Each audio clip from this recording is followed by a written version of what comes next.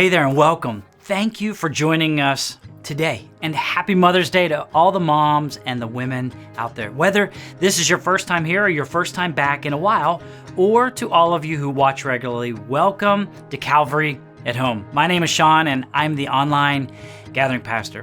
Calvary is a church without walls, filled with people, loving people, all the way to Jesus. That's what we are all about, and it excites me to be part of this. I want to challenge us today to embrace the heart of generosity, not just as a habit, but as a way of life. You see, generosity isn't about how much we give, but how much love and faith we put into our giving. Whether it's our time, our talents, or our resources, every act of generosity reflects the heart of Jesus. 2 Corinthians 9 verse 7 reminds us, each of you should give what you have decided in your heart to give, not reluctantly or under compulsion, for God loves a cheerful giver. Well, hey, wouldn't it be amazing if we were known as a church who gives cheerfully, not because we have to, but because we get to, because God has first been generous with each of us. Well, thank you in advance for being part of all that God is doing around the Calvary movement. We are so excited for the teaching today. Pastor Dan will be talking about how Jesus pursues each of us and where we find true intimacy and our true identity. And he'll be joined by the one and the only, his wife, Lynn Nold. I am so looking forward to what they have to say. But before all of that, let's spend some time worshiping together. In the process, in the waiting, you're making melodies over me. And your presence is a promise, for I am a pilgrim on a journey.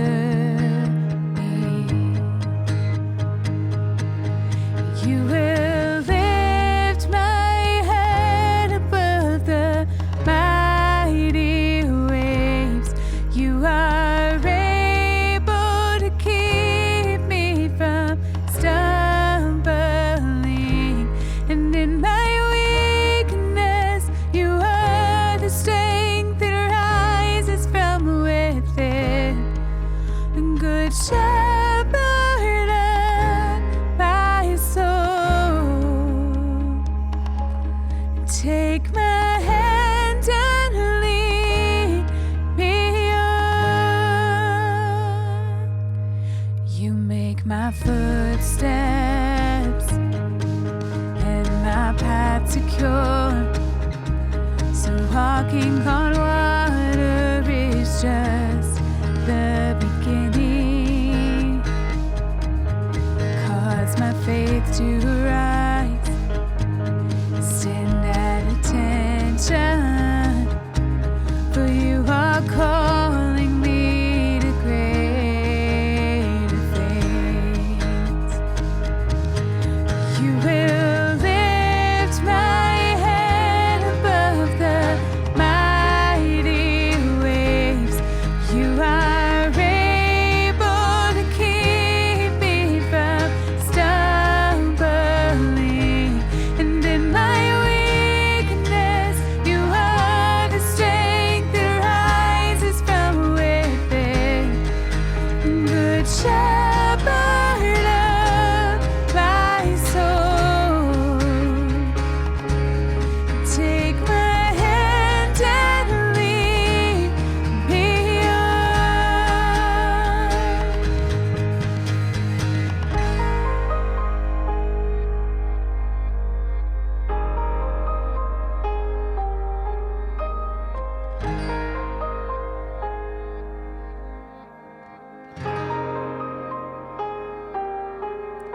oh, how I love you, how I love you.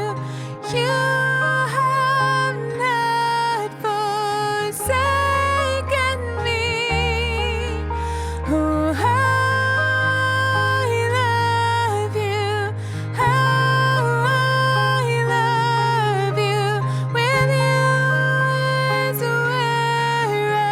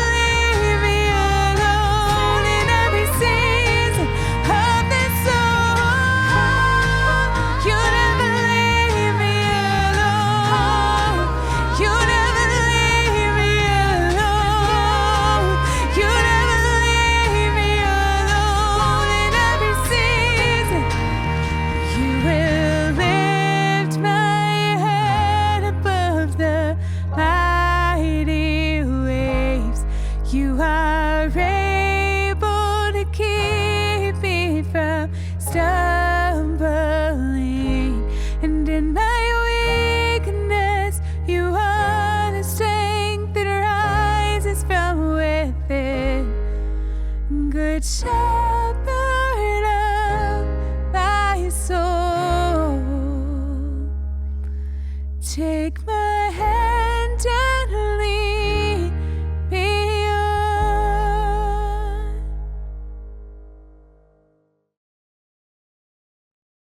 Hey, welcome to Mother's Day. If you don't know the two of us, I'm Dan and this is Lynn.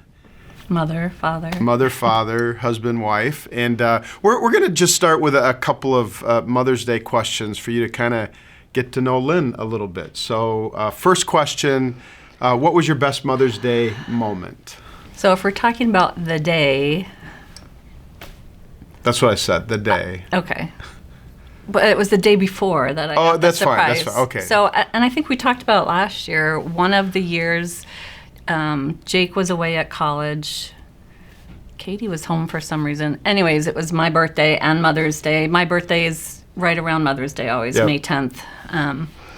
And they surprised me and Jake came home. So for the first time in a number of years, I had all the kids home. But also, a day before Mother's Day was when Josh was born on my birthday, Yeah, day right, before right, Mother's yeah. Day. So there's a lot of Mother's Days where it's been both Josh and I's birthday also. And Yeah. he was the greatest birthday gift. I can't say the best Mother's Day gift because all of my kids are good Mother Day gift. So second question, what do you like least about your Mother's Day? About Mother's Day. What I like least about Mother's Day, I think, so this will not apply to everyone. Sure, but sure. As a pastor's wife, Mother's Day is always on a Sunday. Yep. And so it was always Dan, you going out the door and me being back with all the kids. You always did something to make Pretty it much special. probably never made breakfast for you on Mother's No. Day. And I don't know that I really want to eat breakfast in bed, to be honest. But I also think that my Mother's Day, like when the kids were very little, I think a great Mother's Day would be if you said, take 5 guilt-free hours and go do whatever you want. Yeah. As I've gotten older and the kids are gone, it's more, I would love to have another Kids Mother's Day around. where everyone's home, kids, Yeah. spouses, grandkids. And last question, who's your favorite kid? Yes, that last year. I have no favorites. Come on. You can be honest. They're all favorites Favorite for grandkid? different reasons. Are you kidding me? Okay. So let's I all love them start all. this Mother's Day with a question. The question is, what do you have to do? What is your have to? And I'm not talking about the stuff that someone else is making you do or even all the tasks on your to-do list. I'm talking about your own personal have to. What do you feel compelled to do? Like life would not be worth living if you could not do that. One of my favorite pictures of our kids, an image that I carry around kind of in my heart, is my son Jake. He was about 4 or 5, and we were at teacher-parent conferences. It wasn't his, it was Katie's or Sarah's, one of them. And he was outside playing on the playground, getting so stinking dirty. And we came out, he's sitting there waiting in the sandbox. I think he'd been pouring dirt on his head. And he looked up at Lynn and said, "Mom, if I didn't have dirt, I think I would die." Dirt was his have to. Steve Feltham quit his job over 34 years ago to search for the Loch Ness Monster. He hasn't quit looking since 1991. He sold his house and bought a van to live in so he could pursue his passion. In fact, they did a documentary on him because he held the Guinness World Record for the longest continuous search for Nellie, the Loch Ness Monster. But here's what I love. Here's what he said in the documentary. "The reason I gave up everything to solve this mystery is because that is what makes my heart sing." Nellie is his have to. What is your have to? Get the grade, get the job, buy the stuff, secure the relationship, find a friend, have the look, have a certain sort of family. What compels you? What compels us? Another word for our have tos is thirst. Where are you going to satisfy the thirst of your soul? And we can all agree, I think, that sometimes the things we think we have to do don't really satisfy. So Lynn, just share a little bit about some of those have-tos that don't really satisfy. A woman's have-tos, a mother's have-to. I think as mothers, as women, we have a million have-tos that keep us really distracted and often overwhelmed from the beauty of the thirst for Christ. So I think a lot of women I have to do it all. I have to be good at everything, and I have to do it all without asking for help. I have to meet everyone else's needs. I have to be perfect. I have to be a perfect mom or Christian or wife or friend. I have to be patient. I have to be perfect. I have to have perfectly behaved kids. Try to have that as your goal.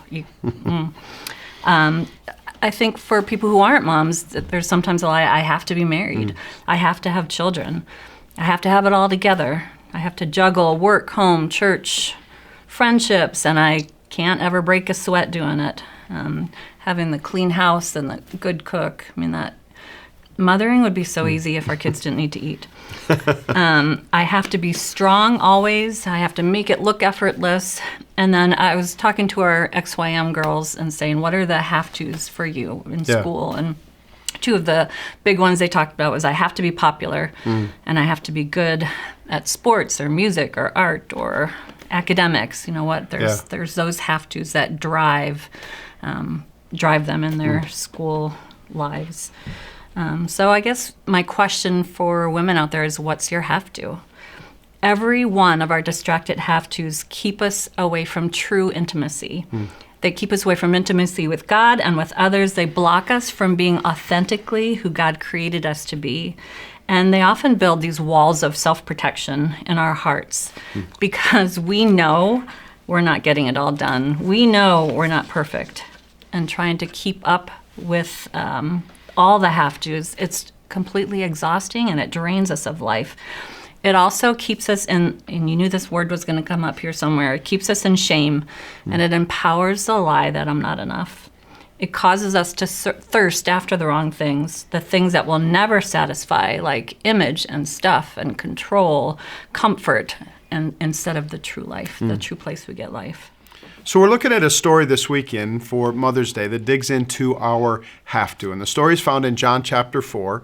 There are many stories in the Gospels that tell us what Jesus did, but there are only a few that tell us what he had to do, what compelled him, what he lived for. And one of those is here in John chapter 4. So we're going to start the story in verse 3, and here's what it says. So he left Judea and went back once more to Galilee. Now he had to go through Samaria.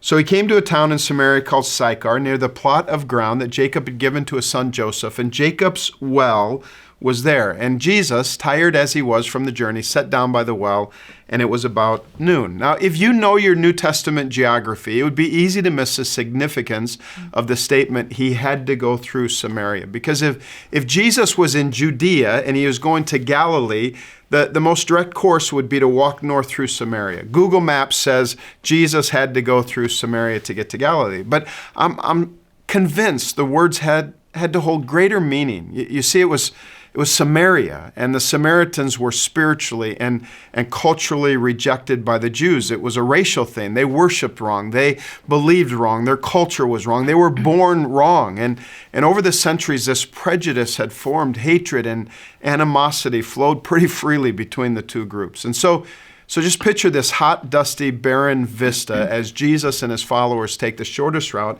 between Judea in southern Israel and Galilee in northern Israel. And I don't know, as they walk, I can almost imagine the muttering, right? The disciples muttering, wonder, why would Jesus take a shortcut through a neighborhood that any good religious person would avoid like the plague, Samaria? Because if it was up to these followers of Jesus, they would walk an extra day to stay out of Samaria. But Jesus had to go through Samaria. He had to. The Greek word translated as had to is often a word that signifies a divine necessity. It's the word day. It means it was necessary. It signifies like a divine appointment has been scheduled for Jesus. So here's a thought I want to start with this weekend. Thirsty people are Jesus' have to. He's compelled. His heart is drawn to love thirsty people. Lynn, tell us a little bit about that. Well, I feel like the truest have to is that at the heart of all of us, we want to be seen, we want to be known, and we want to be loved. And the beauty of this story is that Jesus went out of his way to connect to this woman at the well, way out of his way. And he didn't look at her as an inconvenience, unworthy of his time and his presence. He made her his have-to, and in the midst of her sin and shame, like he knew the sin and shame in her life, and he still wanted to meet with her, connect with her. And I think that Jesus would say that she and even we are his get to, not his have to. And that made me think about, as I was raising our kids, I felt like mothering was my get to. It wasn't always easy. It can feel relentless at times. Sometimes we have no downtime. There were times that it was really messy and I was exhausted. I'm sure there were moments that I questioned my sanity and my life choices. Maybe I questioned it. And maybe too. you did too. But the gift of being a mom to my kids was never lost on me, or at least not for very long. But I think that hit me the hardest when each one of them left home, left the nest. I can remember driving, Sarah was our oldest, and she went to Penn State. I can remember driving her away. to her dorm 1 mile away from the front. My front door to her dorm was 1 mile, and I dropped her off and I sobbed the whole way home. And then 2 years later, I can remember driving Katie out to Minnesota, to Bethel. And on the way, it's about an 18-hour drive, probably if you drive fast. On the way out, we stopped at a Starbucks, and Katie and I went into the Starbucks while Dan was filling up with gas. And I went up to order Starbucks, and Katie was kind of right behind me. And the barista just said, "So, how's your day going? How are you doing?" And I very unexpectedly burst into sobs, not just like a few tears trickling down, and Katie looked like a deer in headlights, and the emotion was just so close to the surface, and I was just sad that she was leaving. And then Jake went to Minnesota for college, and that he was the third one. I feel like maybe it felt a little bit easier only because I knew I could survive it. When the first two, I'm like, I don't know if I can even live through this, but still so many tears. And then Josh, the last one, I started grieving Josh going to Bethel before he even left. And my big moment of I'm not okay was I went to get groceries, and I was standing in the aisle with ketchup, and I had this realization that I would never have to buy the huge jumbo Josh had 2 ketchup packs on of everything. ketchup. And I burst into tears in the middle of aisle 7. I lost it in aisle 7. I knew that each of my kids was my get-to, this gift that Jesus entrusted to me. And I had the call, my truest call was to make sure that they knew that they were known, seen, and loved by me. I think I added all sorts of expectations on them, on me. But those are the misguided have-tos. My call as their mom was to make sure that they were seen, and they knew they were seen, known, and loved. Yeah. And now we get to do it with our grandkids, and that is such a gift. Yeah. With my kids and grandkids, I do not have to work up the desire to be with them like that. It's just there. I get to be with them. I want to be near them. So, ladies, we need to get so deeply into our hearts the truth that we are Jesus' get to. He desires to be known by us. He desires to be with us. We're not his obligation, we're his delight. He isn't disappointed in you. He's not waiting for us to do things right or correctly. He shows us over and over that he loves us right where we're at. At a well, thirsty and hiding, feeling unseen and like a failure, he goes out of his way to seek us because he loves to be with us. Yeah. We're his get-to. Jesus was compelled by compassion. He was compelled to love us. It was like he couldn't help it. If you ended up in Jesus' path, you kind of got his heart all over you. But just as an aside before we continue on, if you read the whole story, all of chapter 4 later today, let me encourage you to do that. You'll see that that's not his only have-to. This story at its heart is all about worship.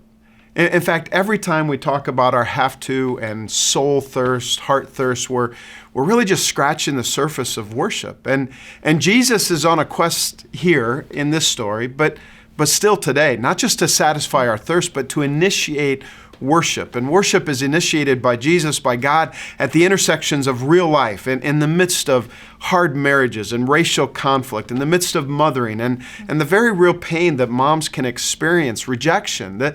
This is not a chance occurrence. Jesus had to go through Samaria. Why?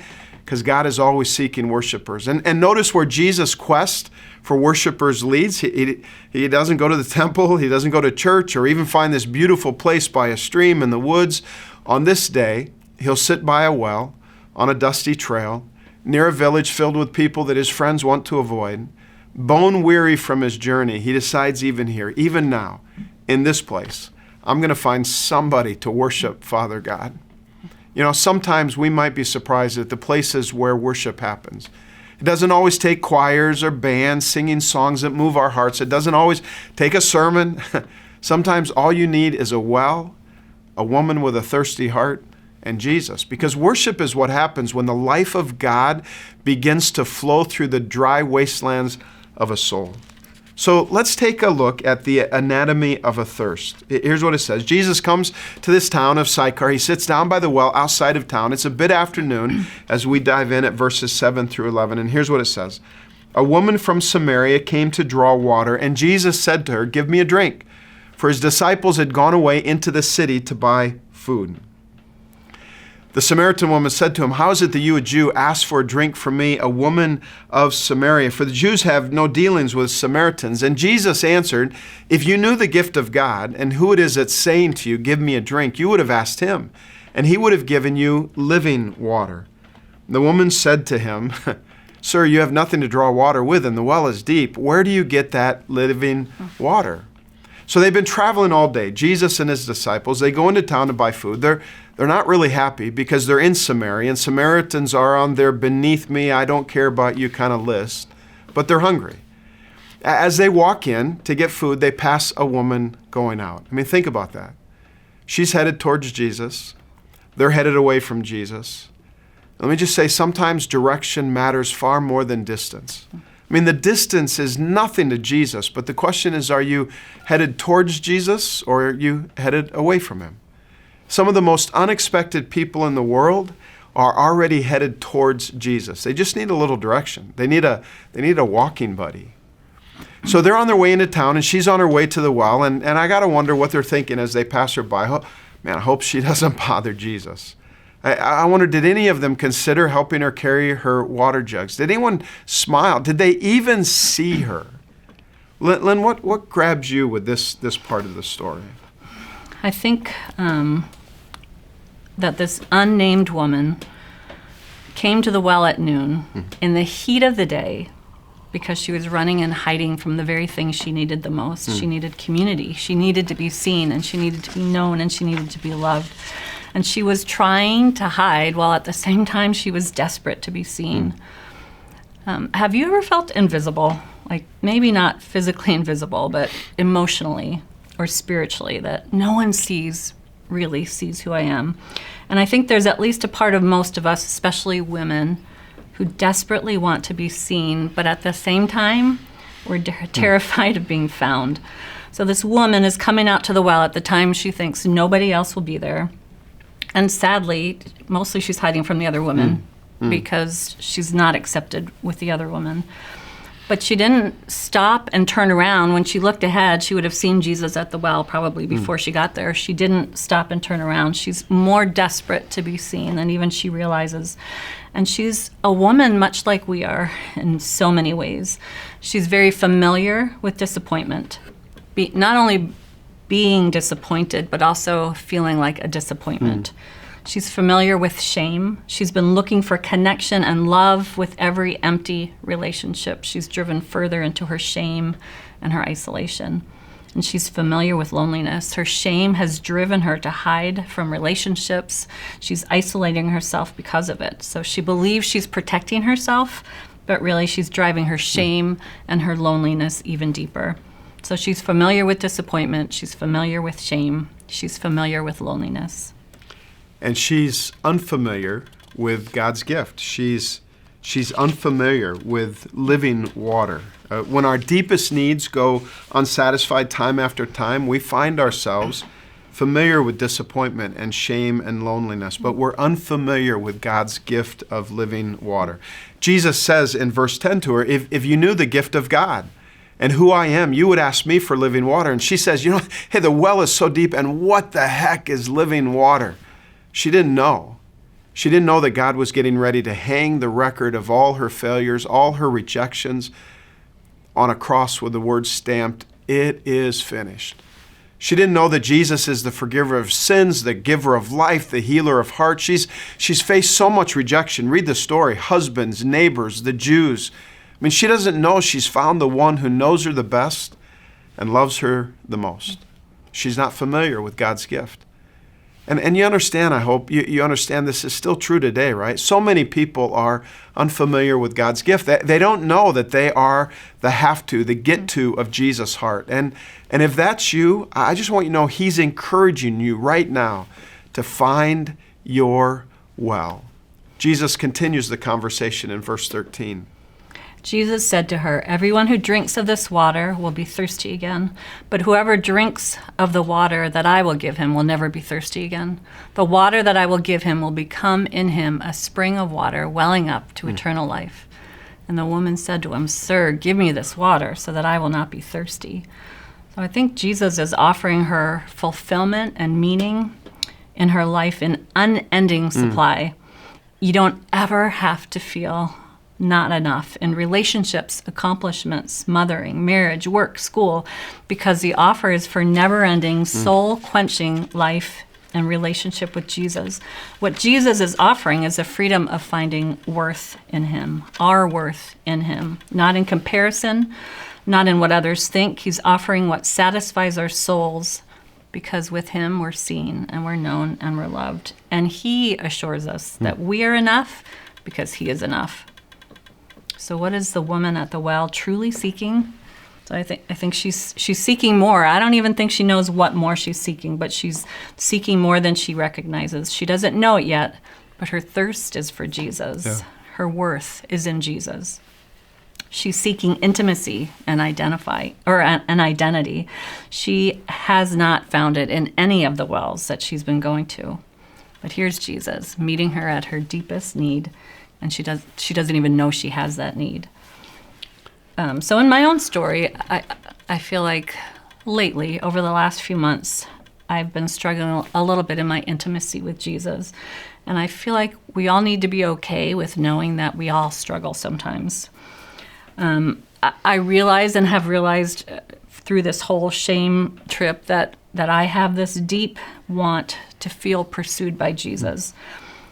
But lately, I feel like he's been calling me to also pursue Him, which I do in very normal ways, reading the Bible, and praying. But there's something deeper, something more that He wants me to do, to pursue Him. And to be honest, I think that feels riskier to me than being pursued by Jesus, because somewhere within me there still lurks this fear that if I pursue Him with all of me, He'll stay just ahead of me enough that I won't quite catch up. And if that's true, the root fear is that my deepest desire and longing for intimacy could be rejected.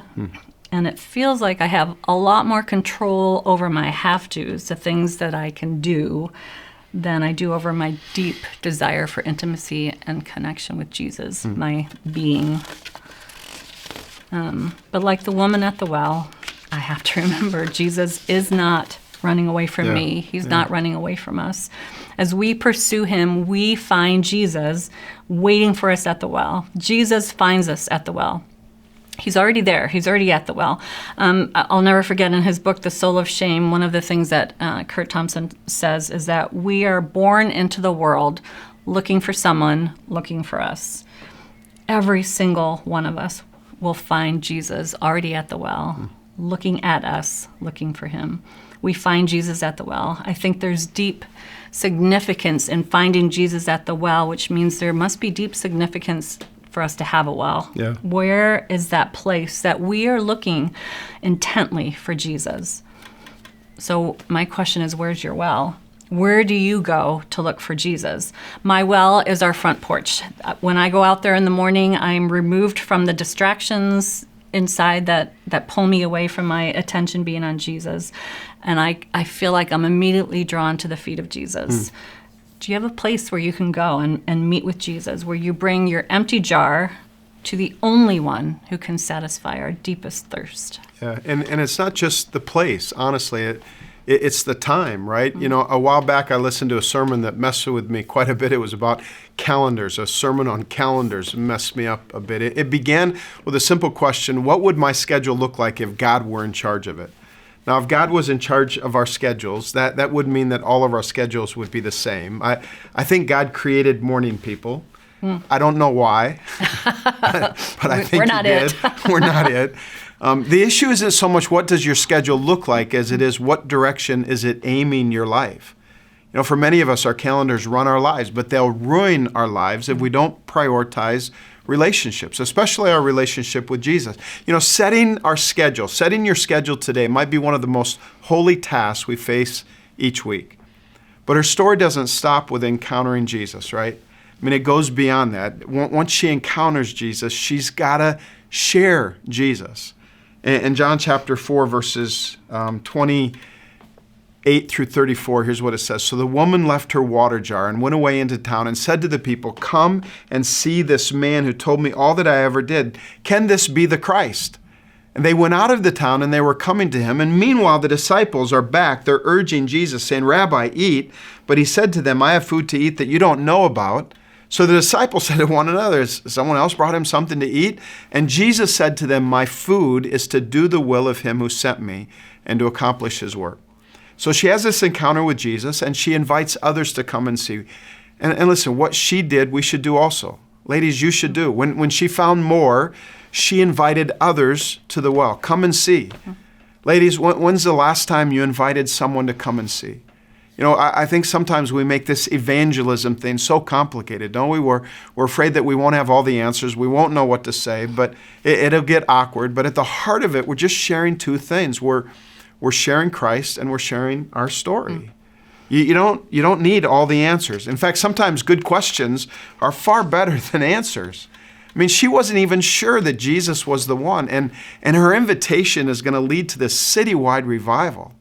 I mean, can't we just tell someone our story about Jesus? She told her Jesus story, invited them to come and see it. It's not about which church you go to or your stance on the issues or your politics. It's all about Jesus, the good news story of Jesus. And when you share Jesus and you share your story, here's what you're going to find. Not only does Jesus quench your thirst, but sharing Jesus is food for your soul.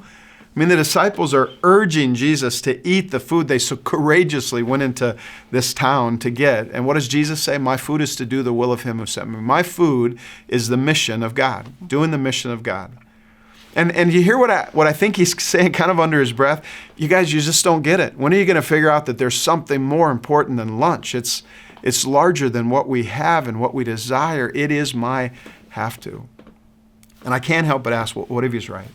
I mean, what if Jesus is telling the truth, and it's not just a truth for him, it's a truth for us? What if the reason we live spiritually anemic lives is because we're starving for obedience?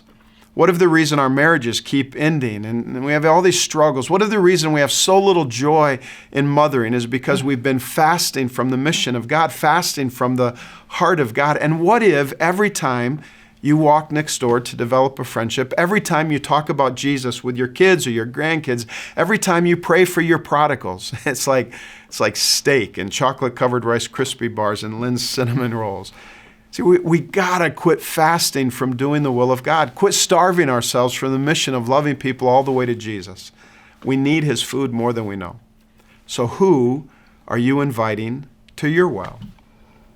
Little sidebar also. I love that.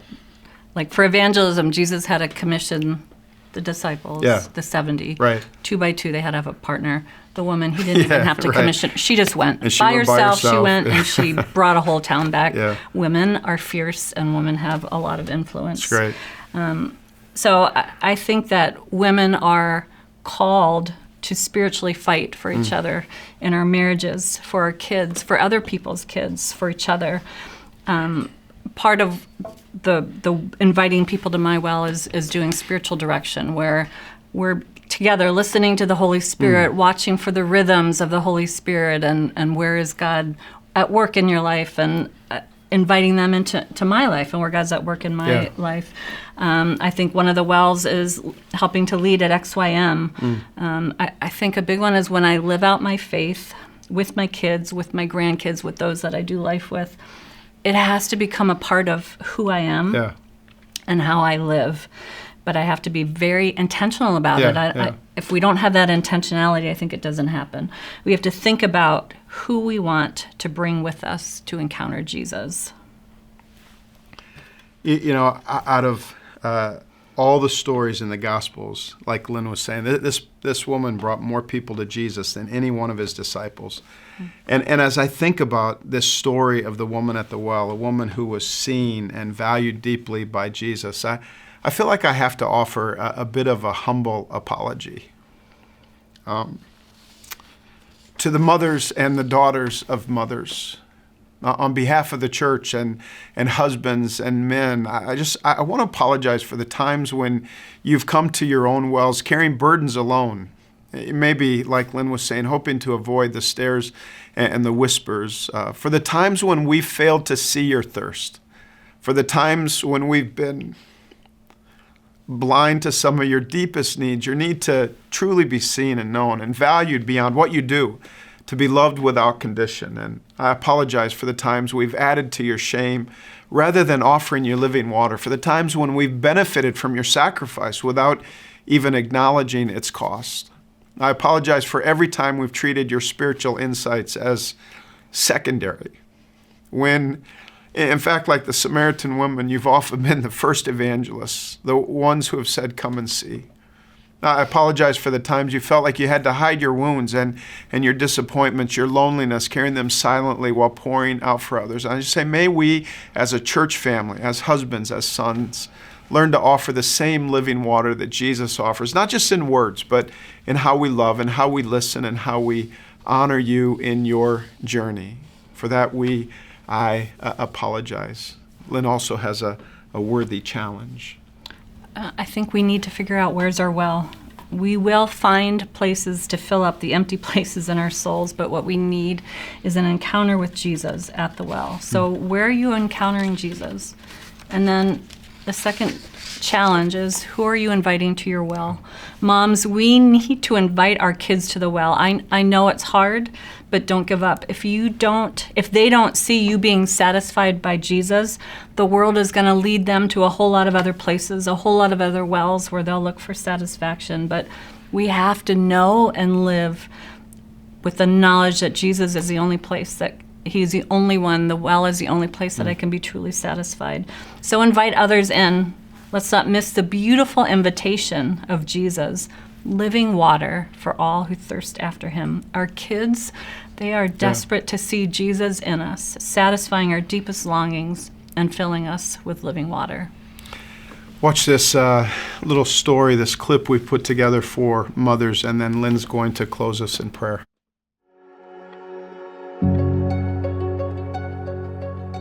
I watched her today like I always do. She rolled out of bed and slid into her fuzzy slippers. She trudged into the bathroom and began her normal routine, washing her face, putting makeup on, and doing her hair. After finishing, she looked in the mirror and smiled.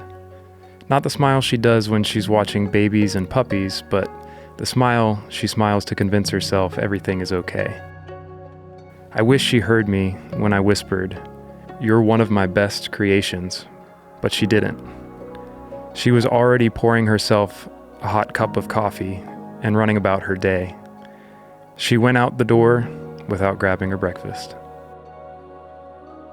Lunch came, and I was looking forward to our talk we always have before she eats.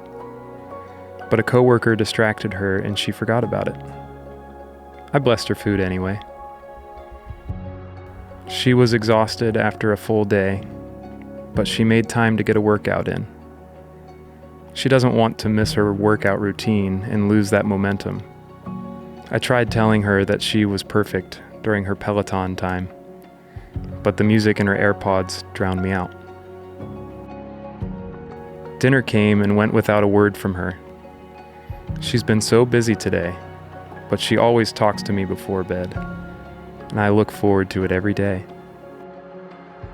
She crawled into bed, and sure enough, she said, "Hi, I missed you today. I'm sorry I got busy and forgot about our conversations." I reminded her that I was there the whole time.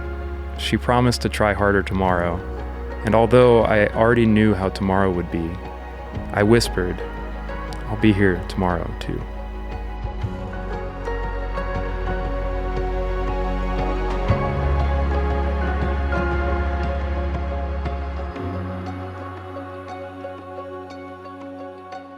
Watching that video made me just think of this prayer that I want to pray over us to close. It's from a book called Feel, which is a collection of liturgies offering hope for every complicated emotion. And the prayer I'm going to pray for all of you mothers, all of you women, anyone here really, is a prayer about being overwhelmed.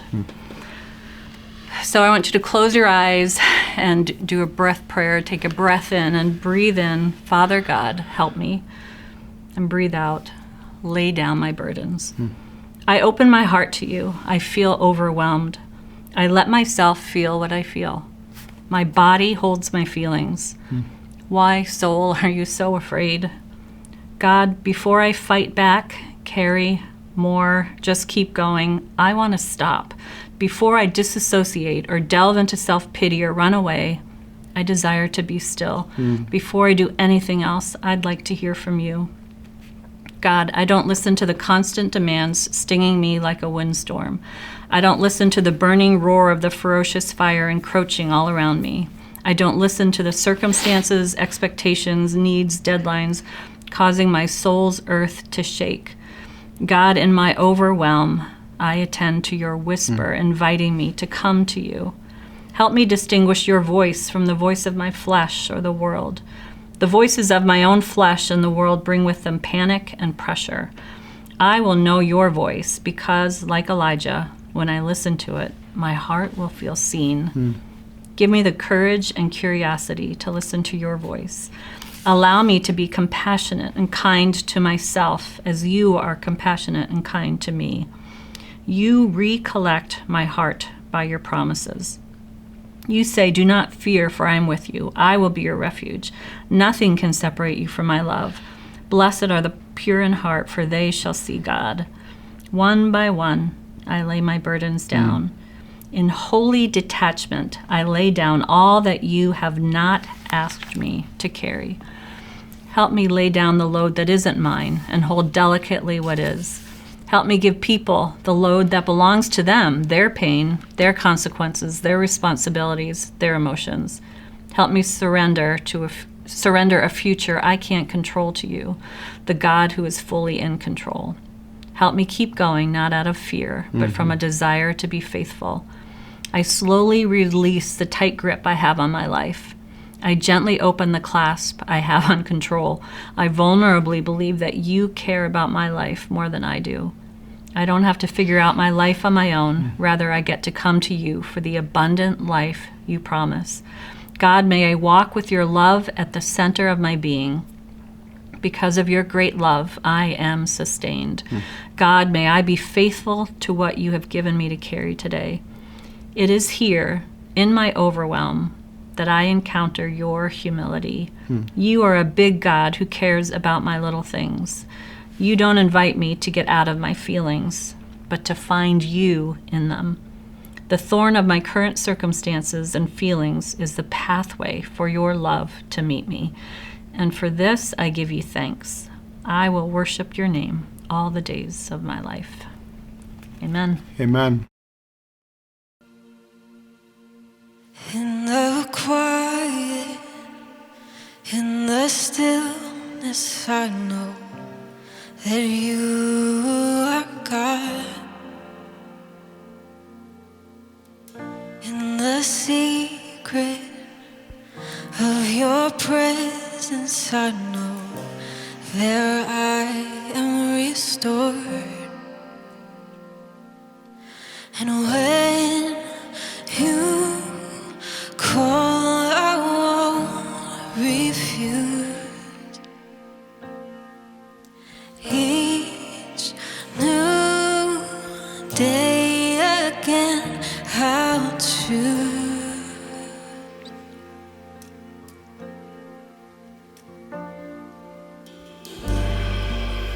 There is no one else for me, none but Jesus. Jesus, crucified to set me free. Now I live to bring Him praise.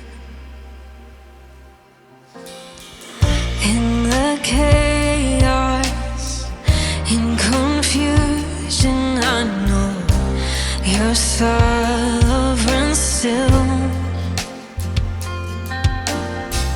In the moment of my weakness, You give me grace to do Your will. And when You call, I won't delay. This my song through all my days.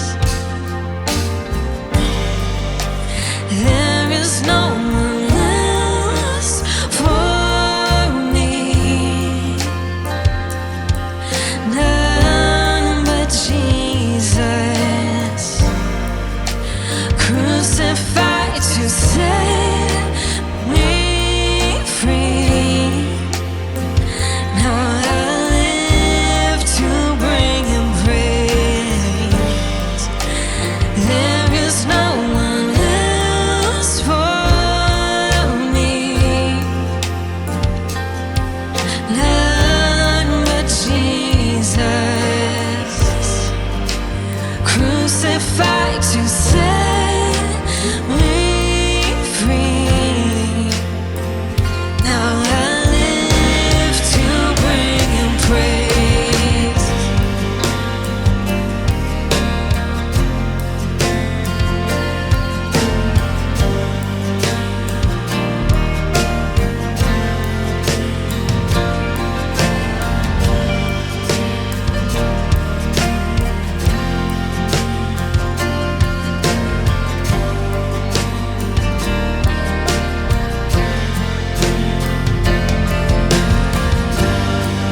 And all my delight is in You, Lord. All of my hope, all of my strength, and all my delight is in You, Lord, forevermore. And all my delight is in You, Lord. All of my hope, all of my strength, and all my delight is in You, Lord, forevermore.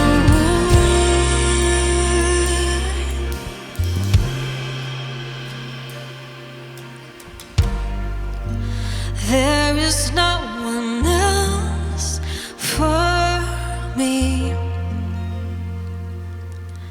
none but Jesus, crucified to set me free.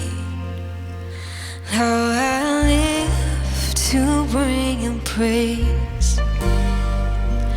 There is no one else for me, none but Jesus, crucified to set me free. Now I live to bring Him praise. There is no one else for me, none but Jesus, crucified to set me free. Now I live to bring Him praise. There is no one else for me, none Jesus, crucified to set me free. Now I live to bring praise. Pastor Dan said, what if thirst and dryness is a necessary prerequisite for the life of God to flow? What if the dry wasteland of your soul is preparation for the living water of God? Often, Jesus shows up in odd and unlikely places. Don't miss him. Look for him in the dry places, the thirsty times. What if your thirst is actually evidence of his presence? What if your thirst is his invitation? So let me ask you right now, how will you lean into this today? And as always, please reach out to us if you have any questions at all. We would love to come alongside of you. Thank you so much for making us a part of your week, and we look forward to seeing you next time.